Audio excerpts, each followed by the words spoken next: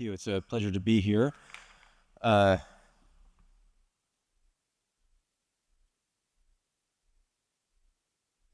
so I'm from the University of Waterloo. I'll be talking about coupled human and natural systems today. The University of Waterloo is right there. It's that little piece of land that's interjecting into that other country just south of us. And the whole continent is called Turtle Island. So all of North America is called Turtle Island according to the local indigenous peoples. So I basically come from Turtle Island, Waterloo, Ontario. And I'm going to be presenting some related works done over the years with various co-investigators and excellent students and postdocs.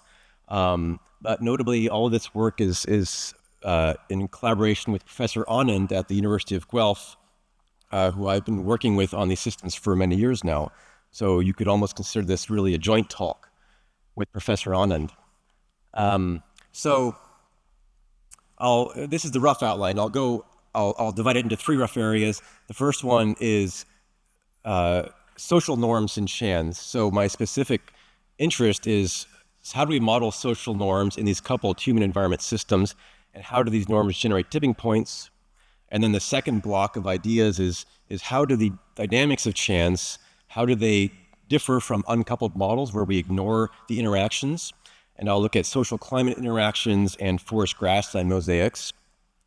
And then I want to talk a little bit about data-driven dynamical systems, so hybridizing deep learning and dynamical systems to improve tipping point detection. So what is chance? Well, chance is basically diagrammatically, we can represent it this way. Traditionally, ecological modelers might just focus on the right-hand side and develop an ecological model that treats human influence as fixed or absent.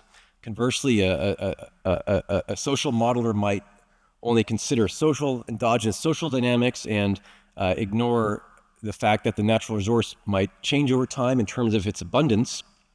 But in the chance approach, we have a two-way coupling. They influence one another. You have an endogenous social process and an endogenous ecological or environmental process. And you ask the question, what happens to the combined system? And I want to start actually by talking about the Cold War. Why? Because it's very important. It was the genesis of the work of Ostrom. So during the Cold War, of course, one of the schisms or dividing lines was, how do we promote well-being? Is it through the markets, the invisible hand, or is it through the state? And it was in this context that Elinor Ostrom began to wonder, well, maybe there's a third way that we can promote well-being. And she began studying communities of fishers, for example, where they seemed to develop their own self-governing norms around how to manage resources that were robust, and they worked. So they managed to basically govern themselves under certain conditions. And so this was her third way of generating well-being for populations. So she studied the conditions under which these communities develop these social norms, and the way it works is basically you have to have some kind of sanctioning mechanism. So if Bob overfishes, captures too many lobsters, then Bob will get punished by the community through ostracism or fines, etc. And through this sanctioning mechanism, sustainable development is possible. Subsequently, mathematical frameworks were developed to capture this, often using game theory. So in the game theoretical perspective, the norm breakers would be like the defectors, the norm adherents would be the cooperators, and you could distinguish a third category of enforcers who punish. And this has given rise to notions like the prisoner's dilemma, the coordination games, etc., as well as a rich literature based both on game theory and evolutionary game theory variants. And I want to go through one example. You've all heard of the prisoner's dilemma. A few of you might not have seen its nuts and bolts, but so I want to describe it a little bit. So the prisoner's dilemma is a two-player game where you have the choice to cooperate or defect. The currency is, let's say, money. You're playing for money instead of health or prestige. And then you have a payoff matrix. If I cooperate and my opponent cooperates with me, I get $5. But if I cooperate and my opponent defects, I only get $1. That's the sucker's payoff. Whereas if I defect and my opponent cooperates, I get $10. So that's a big incentive to defect against your opponent. And if we both defect, then I get $2. And then you ask the game, well, what happens? And this setup captures a clash between socially optimal and individually optimal actions, as we will see. When I talk about game theory, I always like to personify the strategies. So we can think of cooperators as people like Mr. Spock, who said, the needs of the many outweigh the needs of the few or the one. That was Star Trek II, Wrath of Khan, 1982, if you want the reference. And then for defectors, I chose Ayn Rand. So the objectivist philosopher who said every man has the right to exist for himself and not for the benefit of others, in her book, The Virtue of Selfishness. So you can ask the question, let's have a population of Spocks and Rands and see what happens. So if you have most of the people playing the Ayn Rand strategy and a few Spocks, you can see that typically if you pair them up at random, Spock will be against Rand and will get $1, and Rand will be against Rand and will get $2. So if you're the minority Spock, there's no incentive for that strategy, and that behavior will not spread. We say that cooperation is not a Nash equilibrium. Whereas, how do I go back? Yeah. Whereas if Spock is the majority, then typically Spock is paired with Spock for this game, and Rand is paired with Spock. Rand gets $10 against Spock's $5 for cooperating with the other Spocks. So the Ayn Rand behavior will spread. So cooperate is not a Nash equilibrium. So the paradox is basically that we predict defection will be the expected behavior, even though the population would do better if everyone cooperated, because the typical defect payoff is $2, and the cooperate payoff is $5. So in this way, it captures the clash between individually optimal versus socially optimal.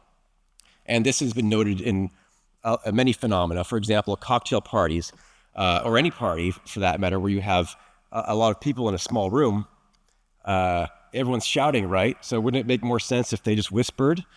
Well, you can't do that, because if everyone's whispering, someone over there will speak a little bit louder because of the nature of it, and then other people around them have to speak a bit louder, and then pretty soon everyone's shouting. And trees are the same way. So if you're a game theorist, you might look at trees and you wonder, why are these so tall? It's a complete waste of resources to pump nutrients all the way from the roots to the crown, 100 feet up, 200 feet up. Wouldn't it be better if all trees were shrub height? But in fact, if all trees were shrub height, there might be one that grows a bit taller, gets more of the sun, and reproduces more than the other variants. And so in that way, there's competition, and eventually you have these incredible forests. Vaccine scares are the same way. So this is a cartoon from the 19th century. So they're not new, vaccine scares.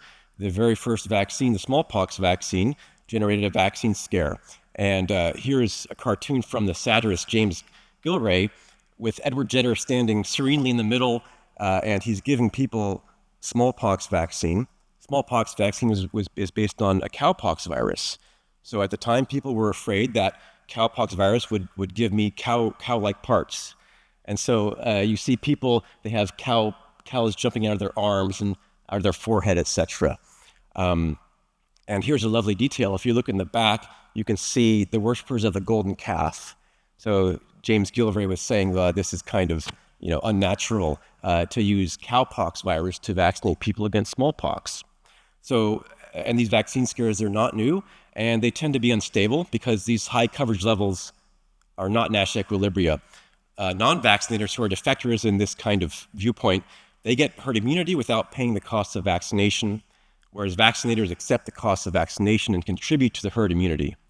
So non-vaccinators are like free riders that make it difficult to sustain high coverage levels. And you will also recognize that it carries this coupled human environment dynamic, because human vaccination decisions affect infection levels through herd immunity, and that in turn affects human decision making. So it is also a coupled human and natural system.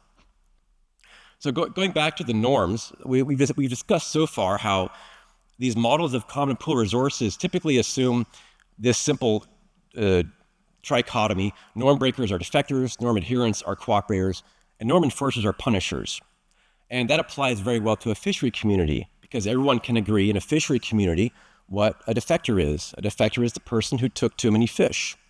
But in a population at this larger scale, a city, a country, about when it comes to things like vaccine refusal or climate denialism, the refusers, the denialists, don't see themselves as defectors, and they don't act that way.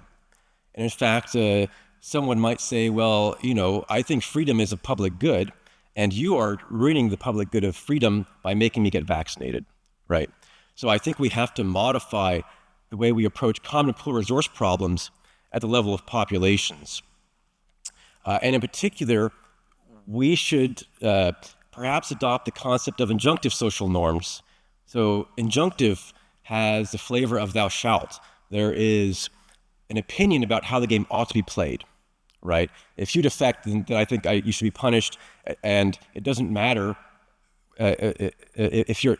It's a majority enforcing behavior. So basically, if you're in the minority opinion, you suffer some penalty for that. So if I put up a Green Party sign in my front lawn and I'm surrounded by people voting for the Conservative Party, I'm going to feel a bit awkward, right? So we want to use these injunctive social norms that don't clearly distinguish defectors, but rather simply enforce majority behavior. And then we also want to use social learning. So in fact, people don't just adopt the Nash equilibrium strategy off the bat. They imitate others. They learn from others. So basically, we're going away from the homo economicus assumption more to a homo socialis assumption. And we can kind of see it on a scale level in the following way. On the left-hand side, for a fishery, for example, an N-person game with ostracism is perfectly adequate. But for a larger scale, like talking about vaccine scares or climate denialism, perhaps something like a voter model is more appropriate, where people simply are influenced by those around them. So with these types of insights, we began developing models in 2014, where we incorporated injunctive social norms and social learning and bounded rationality. And we've been studying a number of systems. The oldest one is forest-grassland mosaics in the upper right. But we've also looked at fisheries in the lower left. We've looked at coral reefs, and we've looked at bark beetle infestations and decision-making about firewood transport, because people in Canada bring firewood back and forth, and this is how beetle infestations get spread there. And the thing to realize about injunctive social norms is that they cause tipping points. So you have this tension between the negative feedback loop between the human and natural system. If infection goes away, I relax, the population relaxes, and then it comes back, it resurges. So the negative feedback loop tends to stabilize the population and put the incidence of the infection or the prevalence of the species at some interior. But the positive social feedback reinforces majority behavior, so it tears apart that interior branch and creates two stable branches and a fold bifurcation in the middle. And as a result, you can generate tipping points. So for example, if we slowly make renewable energy sources cheaper, there comes a point at which even Cowboy Bob acknowledges, well, I should get myself an electric truck. And there's a tipping point, and the population rapidly transitions to a green alternative, for example. So that's a little bit about social norms, how we think they should be modeled for large-scale systems, and how they generate tipping points. Next, I'd like to talk a little bit about how do these dynamics differ from the uncoupled models. And I'll talk about the social climate system first. So the standard approach to modeling climate change is basically you come up with some trajectory for emissions and social development. And then you say, okay, I think emissions are going to go up this level over this time period. And then you plug that into a very sophisticated Earth system model or general circulation model that can take weeks to run to figure out what will the temperature changes be. But of course, that's just one part of the equation. The fact is people respond to extreme climate events. They project forward based on past experience, and they do have some interaction with climate dynamics. So what do we do about this feedback between human behavior and climate dynamics? To me, this seems like a large blind spot, because we have such sophisticated models for geophysics that run supercomputers. And then when it comes to modeling social dynamics or even economics, it's relatively limited. And on the human side, most of what we have are economic models. There's very little work out there until recently that considers endogenous social modeling and the interaction with climate events. So it would be a little bit like taking a Mercedes or a Porsche and you put some Vespa engine in it, right? There's a mismatch. If we're putting all this energy and resources into geophysical models, there should be some balance with the social processes and the socioeconomic processes and those models to balance it out. So where are we? Yeah. So like I said, emissions creates the outputs. So we do this approach with social climate systems, again, using social learning and injunctive norms. And individuals, for example, can respond to extreme events or extrapolate based on past memory of what it used to be like. And the social system has its own processes and that influences emissions, etc. So I'll show you two models. The first is the simplest one, a toy model. Well, they're all toy models, but this is a very simple toy model where basically the social system is governed by this equation here for X, which basically represents imitation, and you don't have to worry about the details, but it embodies the assumptions that people sample others at some rate, and they change opinions if the utility of the sampled person seems higher.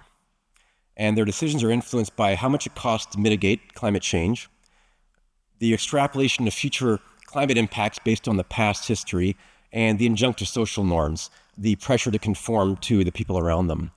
The emissions are simply governed by 4 or 5 equations. It's an Earth system model. I won't say much about it. The physicists out there will recognize the T to the 4th term, treating the Earth as a black body radiator. And what we find in this model is that the social processes can have a huge impact, as large as the geophysical processes, depending on how much you vary the parameters. So for example, we're varying the rate of social learning from 0.2 to 0.02 per time unit, changes the temperature peak anomaly by 1 degree, which is huge in terms of Earth impacts. And then social norms, because we're modeling it as majority enforcing, they don't always support mitigation behavior. They initially suppress mitigation behavior and delay a transition to a greener society, right? And I think this model the framework is pretty old, and maybe 10 years ago, people might have said, well, yeah, sure. I mean, is that really going to happen? But it is happening, right? And I'll have some more slides about that later, about the fact that even when it's economically attractive to switch, some countries will not do it. But that's a single population model, a single X equation for the entire planet. And maybe some of you are wondering, doesn't scale matter? And I would agree with you there. So I've long been concerned with scale. Here's an example of tweets about climate change and vaccines. And we were interested in comparing how people discuss these two things, because most studies just look at one or the other. And green means this person is basically pro-vaccine or pro-climate. Red is they're anti-vaxxer or they're a climate refuser. And yellow is neutral. Climate change is the top row, vaccines are the bottom row, retweets and mentions without retweets. And you can see how in the vaccine system, there's a lot more diversity in the sentiment. Also, people of similar sentiment are more likely to be wired up. Whereas in the climate graph, there is some of that, but there's a lot more people who are kind of in the middle. And you can't see it in this graph, but there's also more interaction between people of different opinions, at least for these criteria as we've classified the tweets. So, similar problems, but very different behavior. Can the difference in the scale of the natural system explain these differences, right? Can human societies be structured by natural system feedback in that way? So what we're doing now is we're trying to add more and more detail to these models. Our next step, which is complete, is adding regional resolution. So we now have 5 world regions in the model: the OECD, which is roughly Western Europe and North America; REF, which is Russia, the former republics in Eastern Europe; MAF, which is Middle East and Africa; LAM is Latin America; and Asia is Asia. There. And we looked at, we stratified our model according to these. Why does it keep doing that? Wants me to hurry up. We stratified according to these 5 regions, and for data we used economic projections of future renewables and fossil fuel costs. estimated GDP impacts. Maybe I'll just put it down. Estimated GDP impacts for each region, and the World Value Survey, which surveys people about their values around the world, social influences, for example. And we looked at 3 scenarios: 4.5 degrees of warming, 8.5, and 2.6. And as soon as you start to stratify and try to make this model more realistic, then the way you think about the problem changes. So we still have these tipping points in this system, but they manifest as divergent social trajectories between these regions. And here are some examples.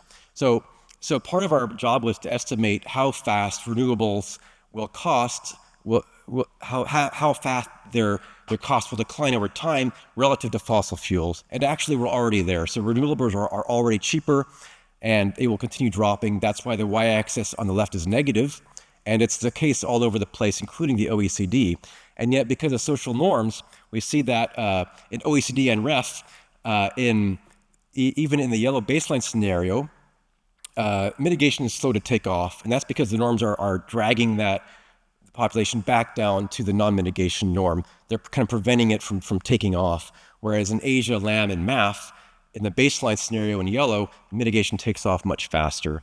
Of course, in the worst case scenario, nobody's really doing it. And in the best case scenario, everyone is doing it. But again, OECD and REF are too slow. And we can also generate parameter planes. For example, this is climate impact cost versus social learning rate. And you can see here that the response to the same types of parameters are very different in the different regions. So for example, in Asia, Latin America, and Middle East and Africa, if you increase the social learning rate, you'll go from red to blue. So you will always help combat climate change by increasing the social learning rate in these regions. In the OECD and REF, it's more complicated. If the perceived climate impact cost is high, so if people think that climate change will have impacts, and if you ramp up the social learning rate, you'll go up into the dark blue region very quickly. That means the populations will switch very quickly. But if the perceived impact cost is very low and people don't think climate change is a problem, then you have the opposite result, that you can slow down the spread of mitigation in those regions. But in general, the big picture is that social learning helps. Increasing social learning will slow down climate change. We also see some free riding. So here's an example, just focused on the left. The left shows the temperature anomaly in red and the proportion of mitigators in blue over time. And on the top, you have Asia really making a strong effort to mitigate climate change. We tweak some parameters to generate that. So Asia, it takes climate change up very quickly. It's the dashed blue curve at the top. Latin America is a bit slower. So and they don't really start mitigating seriously until 2160. Whereas in the lower plot, Asia gives up. So Asia says, I'm not going to worry about mitigating climate change. And in that case, Latin America is picking up some of the slack. So Latin America starts to increase the mitigation efforts by 2100. And this is basically free riding because these regions are all connected, not through treaties in this model, but through the climate. And so if Asia is not doing as much, Latin America will step in. And so basically you have this kind of free riding where, if other regions are working hard, the regions, if N regions are working hard, the other M minus N regions tend to relax. So we do see this free riding effect. And we also find that the OECD is key, right? So not all regions are the same. So the OECD is key in the sense that it can basically tip us either into more moderate warming or more extreme warming. And we concluded this by this wonderful counterfactual you can do with these models. So in the baseline scenario, each region has a vulnerability score, which is set from empirical data, 1 to 5. But then in the model, we can say, okay, let's mix things up. Let's assign Africa a vulnerability of 1, which is low, and let's give 5 to OECD, which is high vulnerability, and we keep everything else the same. So all these social conditions, economic conditions are the same, but we've swapped the vulnerability. So we can do this as a permutation process. 5 regions, 5 vulnerability scores. We have 3,000 possible permutations of vulnerability score and region. And then we look at the temperature projections and compute deciles. And we found that basically whenever the OECD has a vulnerability of 1, we have high temperature scenarios, and you can see it in this time series here. So we have we have the 6 regions, or sorry, the temperatures in the top upper left, and then we have the 5 regions. And you can see that in general, for these permutations, most regions just do the same thing. Mitigation grows over time. But in the OECD, basically, you had this kind of bifurcation, or I guess it wouldn't be a bifurcation, but you had these 2 different regimes, one where the temperatures are very high and the OECD is not working hard enough, and one where temperatures are lower. Those are the blues and the greens, and the OECD is doing its fair share. So basically, the OECD is the region that can tip things or not. So briefly, if I have time, I guess I'll talk about how much time. Is that okay? 10 minutes, okay. 10 minutes, okay.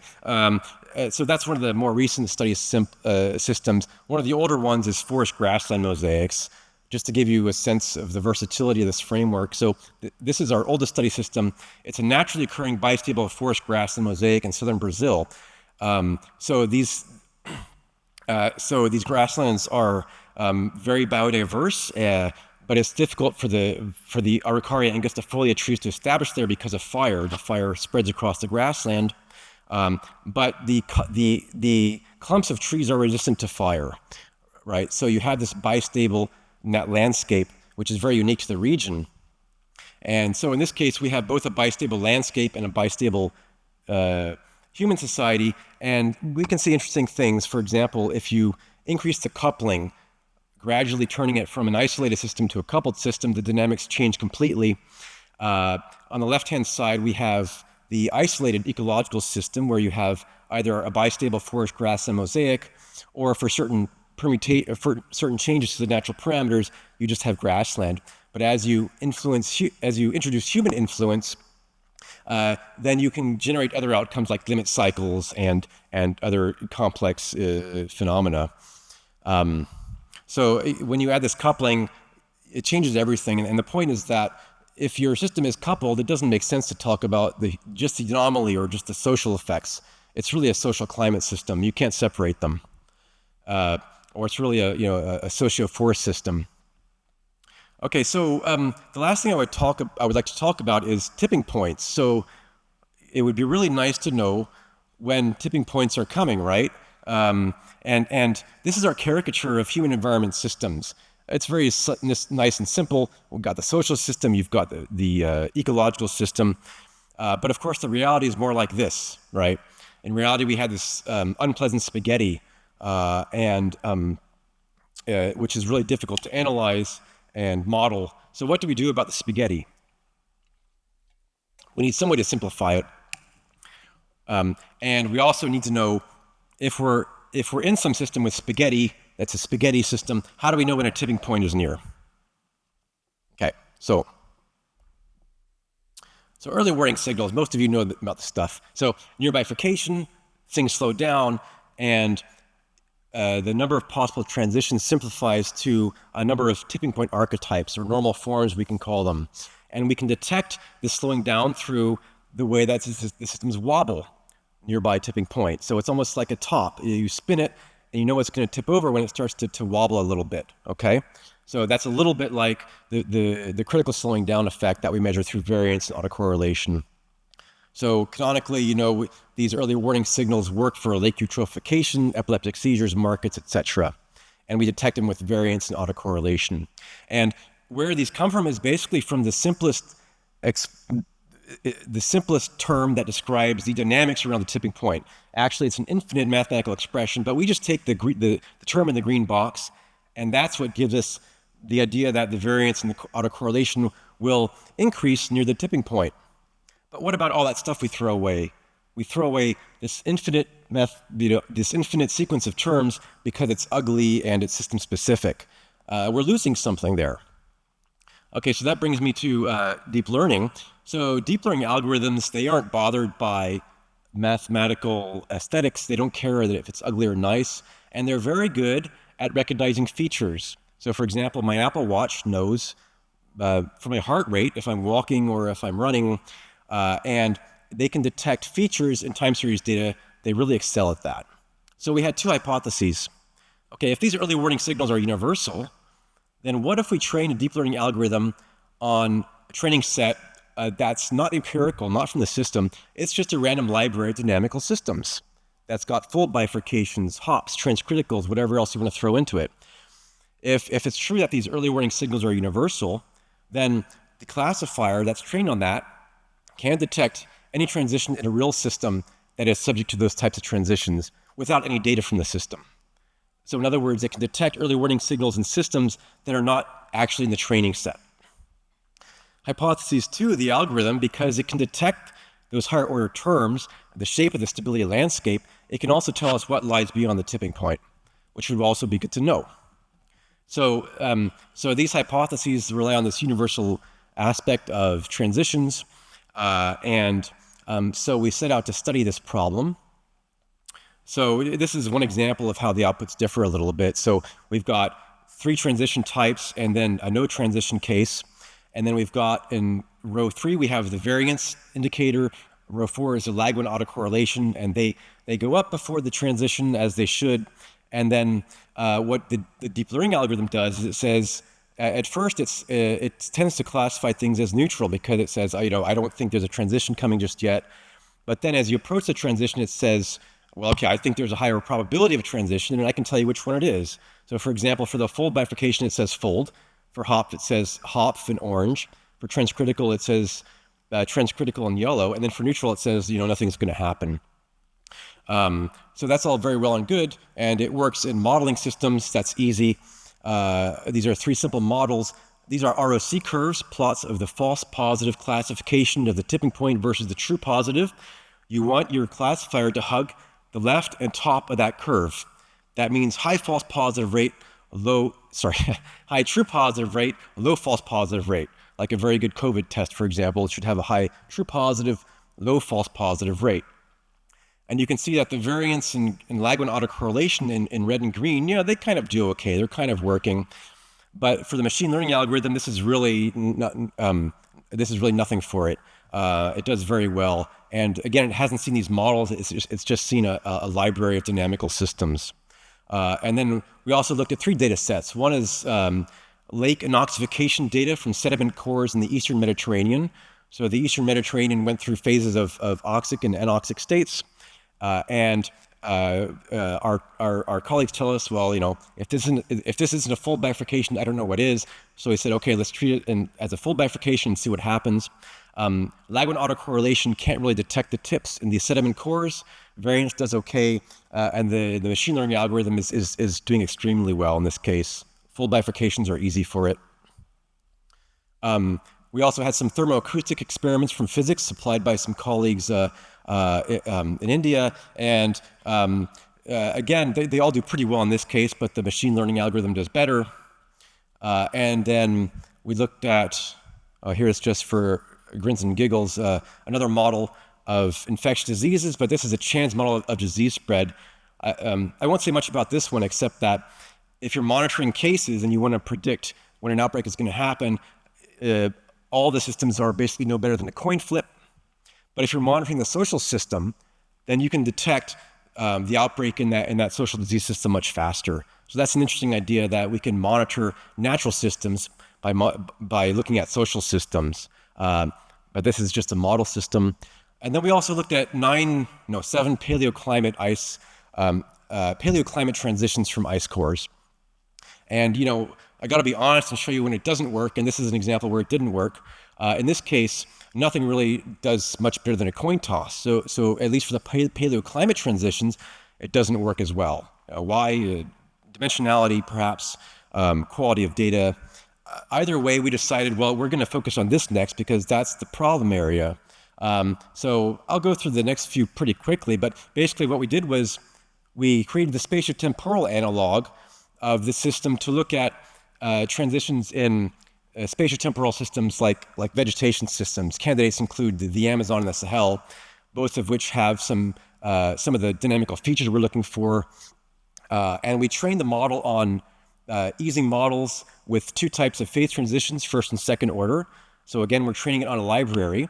and then we're going to see if it can predict something else that it hasn't seen before.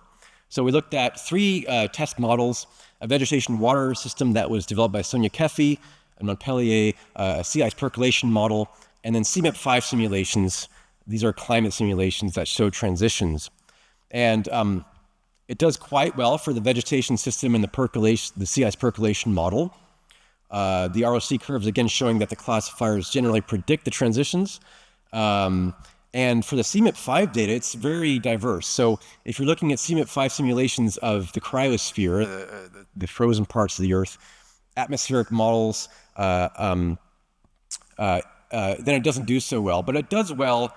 The second order phase transition classifier does well for terrestrial transitions, which we might expect because a lot of those vegetation patterns do look like phase transitions. So concluding with a few observations, we're trying to turn conventional wisdom about deep learning on its head. Usually you need a huge data set to train a deep learning algorithm. Here we're saying that you don't need any data from the system. You just need to know what kind of tipping points it's subject to, and you put that in your library. But this is not a magic formula. It won't work for everything. If your bifurcation or your transition is not in the library, it won't work. So you still need subject-specific expertise to inform your assumptions about the model. So put another way, we don't need 10,000 cat photos to train the algorithm. We just need the eigencat. And one of the arguments against AI is that this is just a big black box. You have no idea what's happening. Why do this? You can't get insight. I take the lessons more from AlphaGo. So in the case of AlphaGo, of course, it can beat the best human players, and we don't always know how it's working. But the best human players learned how to play Go better from watching the machine, right? So there's a gray area where we can improve our understanding by hybridizing our subject knowledge and also the AI. So data-driven dynamical systems, I think, is therefore the best way to go going forward. And vis-a-vis the climate tipping point stuff, what we're trying to do really is create a third type of evidence for climate tips. The first one is paleoclimate ice shifts, so historical data. The advantages that we have empirical data of what actually happened in previous transitions. The con is that the forcing is different because it wasn't caused necessarily by an increase in CO2. On the other axis, we have our GCMs, our huge models. The advantage, they're mechanistic, predictive, but as with all models, we don't know if we're including all the details. This third approach is different because the information is in the noise that's already around us. The only challenge is, how do you read it? Do you know how to read the noise, the information in the noise? So the advantage is that it's a different type of evidence. You can predict based on the current dynamical noise. The con is that you have to get your bifurcation library right. So just in conclusion, we've seen how social norms, I think we should treat them differently at the population scale in these coupled human environment systems. In the regionally structured social climate system, we saw how tipping points are still there, but the language changes. It becomes more a question of different regions diverging in their trajectories. I keep doing that, sorry. Mediated by climate dynamics. And in terms of, why should we care about this? I think framing, even if we can't develop predictive models, framing is such an important thing to do. For example, if we use social climate models, we start to frame the problem differently. Instead of saying, okay, people who don't mitigate are defectors, change your behavior, let's support this green technology. Maybe that doesn't work with some sectors of the population, but we've seen that social learning, increasing the social learning parameter generally works. And it's hard to argue with the suggestion that people should talk to each other. That's all that parameter represents. It represents interaction. Interaction per se promotes mitigation most of the time. And so if you frame it in that way, it might be an easier pill to swallow politically. And finally, I'm very optimistic about data-driven dynamical systems and complex systems theory, especially for tipping point prediction and detection.